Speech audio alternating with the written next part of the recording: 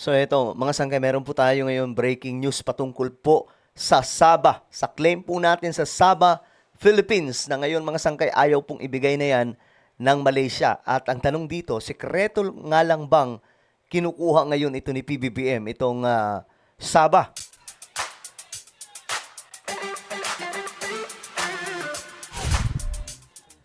So, kung matatandaan nyo noon mga sangkay, no? Nung mga una nating vlog, lagi po nating intro. Nung hindi pa ganitong klase yung ating setup mga sangkay, pagdating po sa pagva-vlog, ang ating intro noon, nababanggit po natin yung Sabah. Kasi for me, part po ang Sabah. Lagi po natin nababanggit noon, Luzon, Visayas, Mindanao, Sabah, 'di ba? Lagi po natin isinasama yan kasi bahagi po yan ng Pilipinas. At klaro po yan mga sangkay.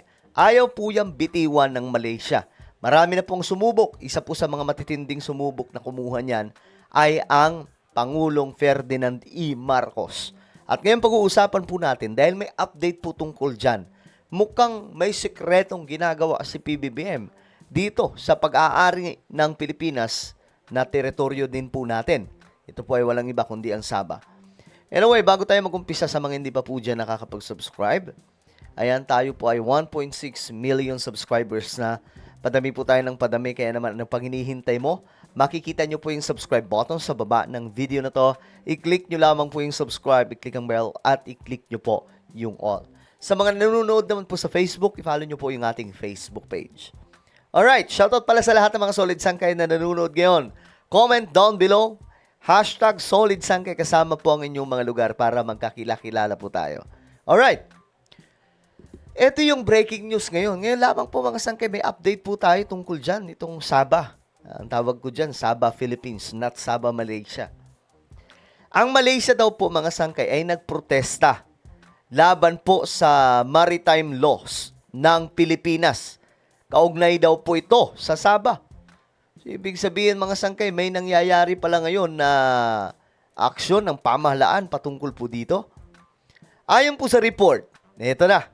Kasi mukhang sekreto pong ginagalaw po ito ngayon ni PBBM. Kasi for your information, ang mga kilala pong nagsagawa po ng matitinding pagkuha sa ating teritoryo sa Sabah. Kasi itong Sabah, mga sangkay, ay bahagi po yan ng Sultanate of Sulu.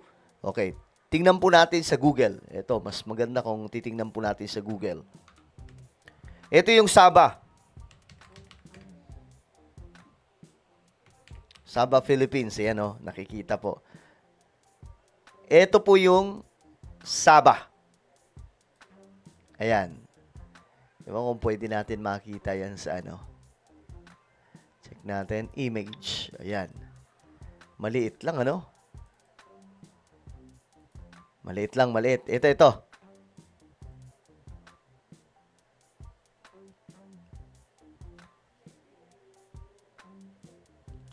Ayan. Maliit pa rin. Pero yun na nga, ito yan, mga sangkay. Ito po yung Sabah. Ayan. Mas maganda kung kita. Yan, ito po yung Sabah, mga sangkay. Yan, ito po yun. Ito yung Palawan, mga sangkay. Ito dito yung Mindanao, no? Yung dalawang paa ng Pilipinas. Sakop po yan ng Pilipinas. Pinahiram lamang po yan, pinarentahan lamang po yan, mga sangkay, sa Malaysia. At ito yung kasaysayan yan. Pakinggan po natin, mga sangkay. Ito.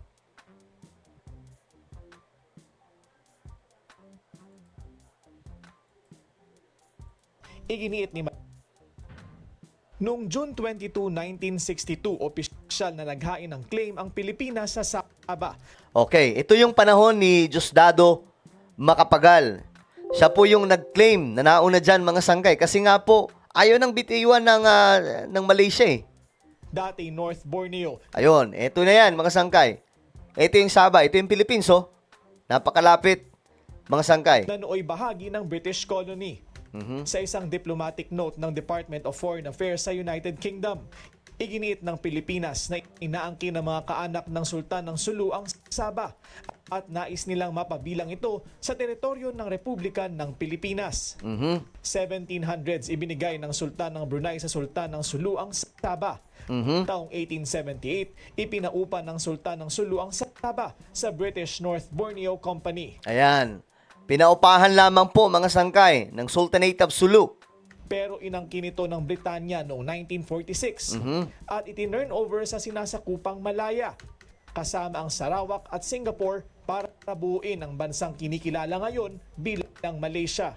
Okay, ay ang Singapore, mga sangkay, alam naman po natin yan. Sila na po ay wala sa Malaysia, nag-solo na po sila.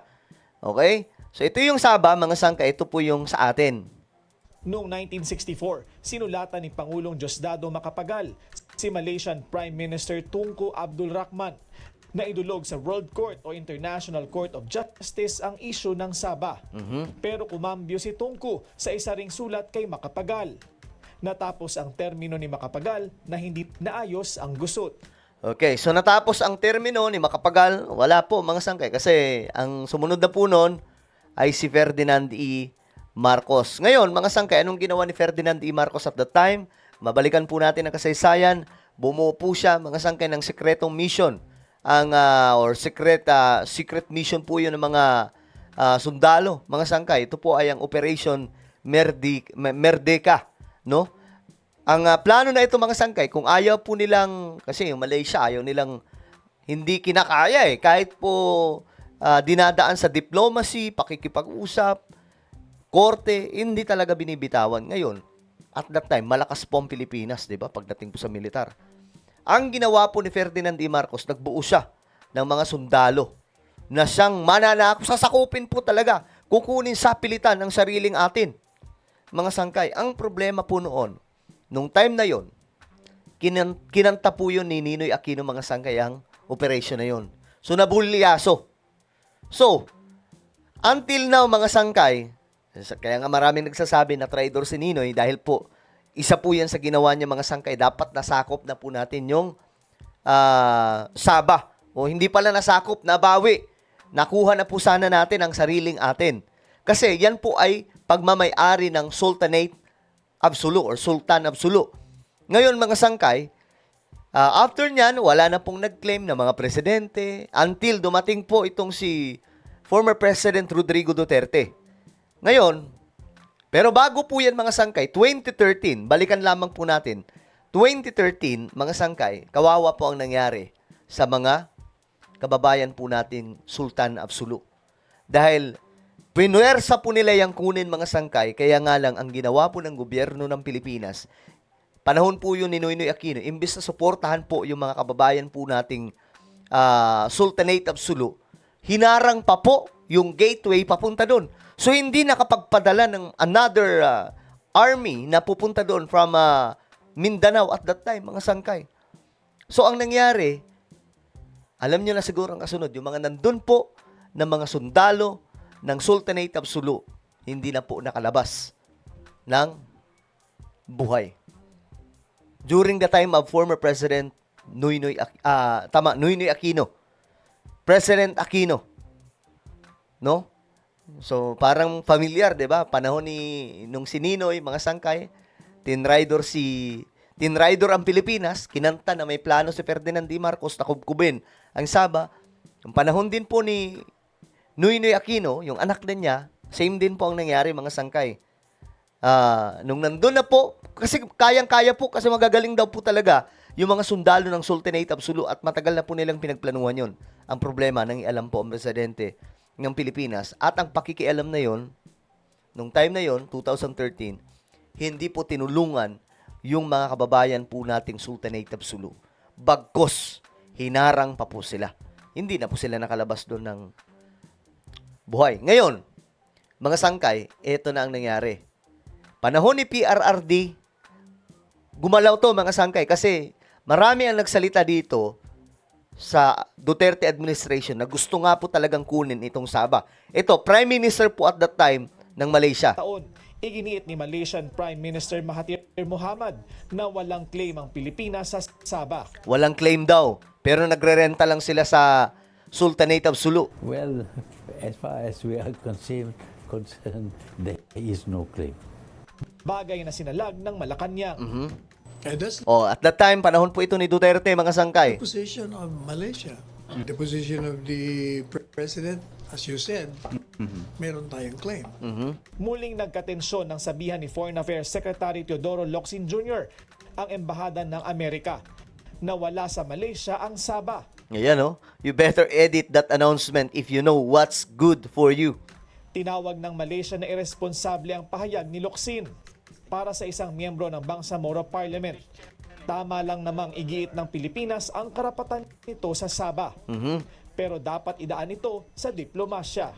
An honest to goodness discussion. So, nung panahon ni PRRD, ganyan, mga sangkay, nagkaroon po ng tensyon ng Pilipinas at Malaysia dahil nga po talagang tahasan na pong sinabi noon ng Duterte administration na itong Sabah ay sa Pilipinas. Ngayon, mga sangkay, naulit po ito, panahon po ni PBBM, kung saan nagkaroon din po ng claim tayo dyan sa Sabah. Ito na, panahon po ng Marcos administration. Ito na, panibagong galaw, mga sangkay ng Pilipinas para po sa claim natin. At ngayon, may balita, mga sangkay. Ito yung balita. Latest update. Malaysia daw po nagpoprotesta na po sa Pilipinas dahil po dito sa maritime laws ng Pilipinas kaugnay sa Sabah. Kasi nandun po yung Sabah, Philippines, na bahagi po ng ating bansa. Ayan o, naghain ng formal protest ng Malaysia laban sa dalawang maritime law ng Pilipinas na nilagdaan noong 2024. Okay, Marcos administration na po yan, PBBM. Dahil umano sa implikasyon ng mga ito sa karapatan at soberanya ng Malaysia, partikular sa usapin ng Sabah. Ayon kay Malaysian Foreign Minister, tinututulan ng kanilang pamahalaan ng Maritime Zone, ang Philippine Maritime Zone Act at Philippine Archipelagic Sea Lanes Act. Ito ay dahil saklaw umano ang ng mga naturang batas ang mga maritime area na pumapasok sa umano'y teritoryo ng Malaysia sa hilaga ng Sabah, batay sa Malaysian New Map 1979. Sabah is part of Malaysia and this is recognized by the international community. The people of Sabah have already exercised their right to self-determination, the status of Sabah being in the Federation of Malaysia. Giit ni Muhammad, mga sangkay. Ano yan? Abatay ang kanilang posisyon sa mga makasaysayang proseso kabilang ang mga ulat. At ito, nabanggit na po dito yung pagkilala ng United Nations noong 1963, pagsapi ng Sabah sa Federation of Malaysia. Dito, mga sangkay, pinagdidiinan nila kasi dito, nakaano pa rin talaga na ang Sabah ay sa Pilipinas. So, hindi ko alam kung anong ginagawa po ni PBBM ngayon, mga sangkay. Pero, maganda po ito na maiklaro na ang Sabah ay sa atin. Hindi po sa Malaysia yan. Kaya nga po, pag i-type nyo yan sa Google, Sabah ang lalabas po doon. Sabah, may Sabah Malaysia, may Sabah Philippines. Because Sabah is part of the Philippines. At kung pupunta ka sa Sabah, mga sangkay, ako kasi nakapunta na po ako doon, siguro nung 2014, kung hindi ako nagkakamali, or 2013. Nakapunta po ako doon, karamihan po sa mga nakatira doon, Pilipino. Siguro, let's say, mga 60%, di umano, ng mga tao doon, Pinoy. 40% halo na po yun, mga Chinese, mga Banyaga, at mga Malaysian. So, talagang atin yan. At ang matindi doon, kinakawawa po ang mga Pilipino doon, mga sangkay sa Sabah. Diba? So, hindi natin alam kung anong sekretong ginagawa ni PBBM ngayon kasi itong taong to matalino eh. 'Di ba?